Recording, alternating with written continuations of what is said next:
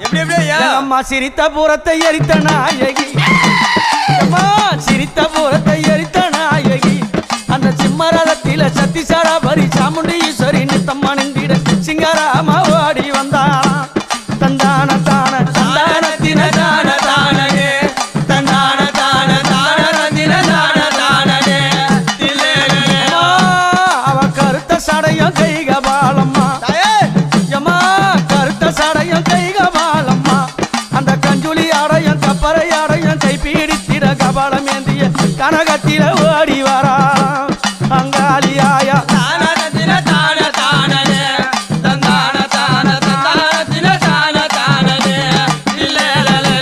அப்படி அம்மா வாய் கடிச்சு வரால